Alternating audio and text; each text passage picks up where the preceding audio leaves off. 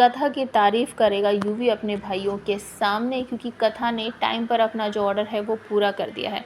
तो कहानी या फिर एपिसोड कुछ इस तरीके से शुरू होता है कि जो कथा है वो यूवी से उसकी माँ की बात करवा रही होती है, और तभी अचानक से यूवी को ऐसा लगता है कि ये आवाज़ मैंने सुनी है, मुझे सुनी सुनी सी लग रही है, लेकिन उसे याद नहीं आता कि ये आवाज़ मैंने कहाँ सुनी है, और बीच में ही फ़ोन जो है वो कट हो जाता है।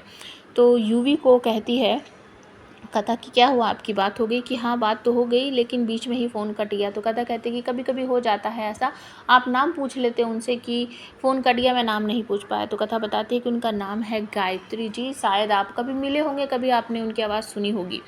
तो यूवी कहता है कि अच्छा ठीक है, तो वो फ़ोन उसको वापस देता है। कथा जैसे मुड़ती है, उसका पैर किसी चीज़ में, कुछ ढक्कन टाइप का था, उस चीज़ में फंस जाता है, उसका बैलेंस बिगड़ता है, वो गिरने वाली होती है। तो जो यूवी होता है वो उसे बचा लेता है गिरने से, और पीछे खड़े हुए उसके यूवी के भाई जो हैं वो सब देख रहे होते हैं, मुस्कुरा रहे होते हैं। उसके बाद ये बहुत बड़ी डील जो उसने साइन की है, सब लोग वहाँ से तैयार होकर निकल पड़ते हैं। वो जो मॉडल है जो कि कथा ने बनाया था, उसे लेकर वो सब वहाँ से घर जाते हैं। घर जाकर बाकी लोग जो घर पर थे, जैसे कि यूवी की दादियाँ, यूवी के पापा, यूवी के दादाजी, वो सब देखकर बहुत खुश होते हैं। यूवी के जो दादा हैं वो मन ही मन तो यूवी को बहुत ज़्यादा पसंद करते हैं, लेकिन बस ऊपर से दिखाते हैं कि वो यूवी को बिल्कुल पसंद नहीं करते। तो घर में जो लोग बच गए थे यूवी को देखकर बहुत खुश होते हैं, उसे गले लगाते हैं, मुबारकबाद देते हैं, डांस वगैरह करते हैं, और अचानक से आ जाते हैं दादाजी। और ये सब देखकर, दादाजी को देखकर सब लोग चुपचाप हो जाते हैं। दादाजी भड़क जाते हैं कि क्या हो रहा है घर के अंदर।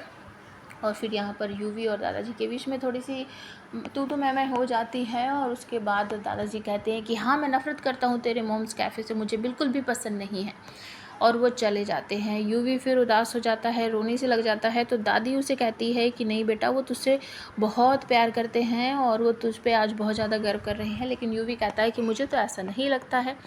और इसके बाद आपको देखने को मिलेगा कि जो कथा है, जिसको वो ऑर्डर जो मिला था वो उसने कंप्लीट कर दिया है, उसके हाथों में उसके पैसे आ जाते हैं, और वो सोचती है कि अब महाराज जी के जो पैसे हैं मैं उनको वापस कर दूंगी, और जो मामा शाह का कर्जा है वो भी उतर जाएगा। और दूसरी तरफ जो ऑर्डर तैयार करवाया गया था कथा से, वो ऑर्डर जाता है सीधा यूवी के कैफ़े में, क्योंकि यूवी ने ही सारे पैसे वगैरह खर्च करके अपने दोस्त के थ्रू उसको ऑर्डर दिलवाया था। तो यूवी वहीं पर खड़ा हुआ सोच रहा होता है कि ये लड़की मतलब जैसी हमें दिखती है या फिर जैसा हम इसके बारे में सोचते हैं ये वैसी नहीं है, ये लड़की अच्छी है। तो उसके भाई पीछे खड़े उसका मजाक बनाते हैं कि अच्छा, अब वो तुझे अच्छी लग रही है, कहीं तो उससे प्यार तो नहीं करने लगा। तो यूवी कहता है नहीं नहीं, ऐसा कुछ नहीं है, वो मेरे टाइप की नहीं है, वो बहन जी टाइप की है।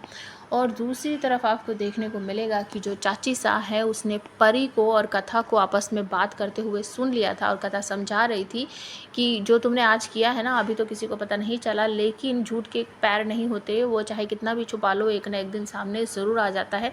तुम काम करती हो ठीक है, लेकिन घर में किसी न किसी को तो बताओ, ताकि समय आने पर वो तुम्हारा मदद कर सके, तुम्हारी हेल्प कर सके, या फिर सबको बता दो। तो वो मना कर देती है कि अभी नहीं, मैं बाद में बताऊंगी। तभी चाची शाह आकर कहती है कि तुम दोनों यहाँ पर कानाफूसी क्या कर रही हो। तो कथा इस बात को रफा दफा कर देती कि नहीं चाची शाह, हम तो ऐसे ही बात कर रहे हैं, और इसी बात का फ़ायदा उठाकर बात का बतंगड़ बनाने वाली है चाची शाह। और आने वाले एपिसोड में जैसा कि एक नया प्रोमो लॉन्च हुआ है, कथा अपनी बहन के साथ यूवी का घर छोड़कर चली जाने वाली है।